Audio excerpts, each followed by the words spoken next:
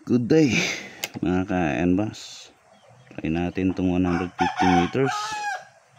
Buwan natin kung kayang-kaya. Firing. Okay, hit. 150 meters po yan. 3.5 by 7 by 4 target plate. Isa pa. Up, mintis. Hitting left. Shooter's view. Dito tayo konti. Okay, hit ulit. So 3 consecutive na yan. Another.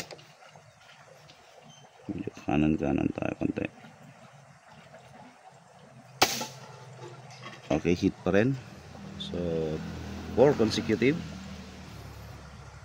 Subukan natin kung kaya natin ng 5. Okay, firing. Oh, hindi kinaya sa 5.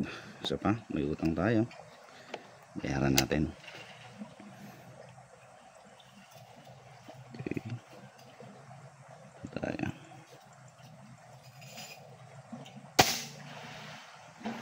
Oops.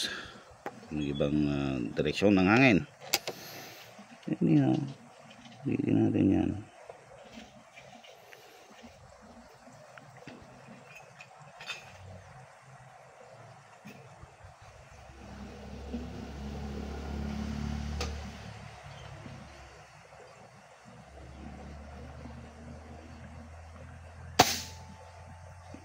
Oh, ayaw na. So 4 consecutive lang tayo sa 150 meters. Anyhow, kita natin. I think malakas na tong hangin na to eh. Bigyan natin ng dito.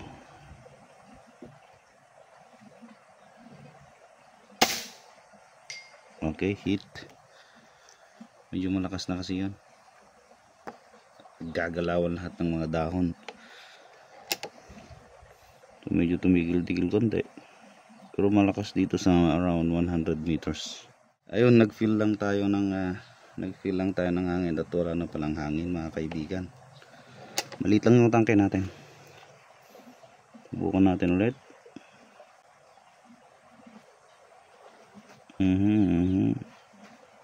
Dito.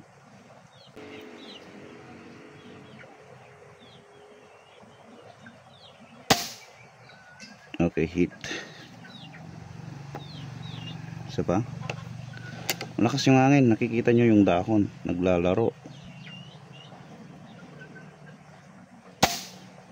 Pero makalakas pa rin yung bagsak doon sa ng pellet doon sa plate natin. Mabigat pa yung plate mga kaibigan. Yung lakas na nga ano. Dito tayo. Dagdagan natin.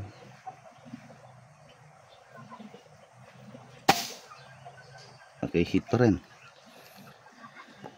So ayan yung ating test. Ganitong mahangin-hangin, lakas.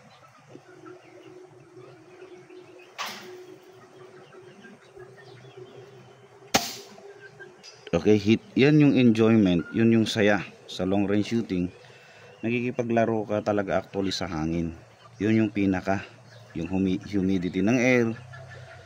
Kung alam nyo po ang mga yan, ang saya, masaya po. Maraming nakaka-apekto sa trajectory or pellet flight niyo. Napaka-challenging po ang mag long range shooting gamit ang isang pellet po. Kaibahan sa slug. Pag slug po kasi, talagang mas mataas po ang ballistic coefficient. Kahit medyo malakas-lakas ang hangin, napakadali at napakaganda pa rin yung kanyang groupings.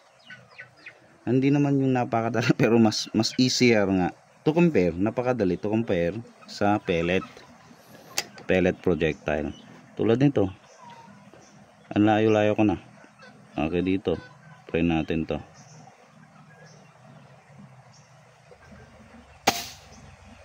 Okay, hit.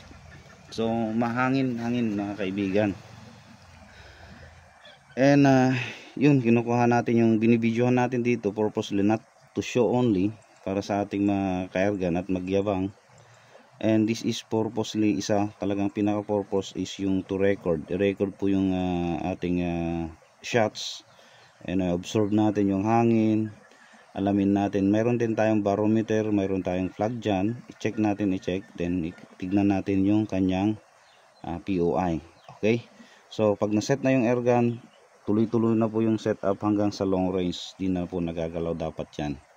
So anyhow, yan muna ang ating performance for the day, and hope nag-enjoy po tayo mga kaibigan sa panonood ng ating extreme long range shooting gamit ang isang pellet at ang ating NBAS airgun. Kasama na rin pala ang ating NBAS bipod. So ito na siya, naglalaroan natin. So continuous learning. Maliit lang po kasi yung tangke natin, kaya pala hindi na tayo mababa na po sa reg output. So dapat maintain, mga nakaka 5 shots lang ako rito, 5 to 10 shots. Okay, yan po. Sa mga gustong mag-avail, alams na po gagawin. Babush!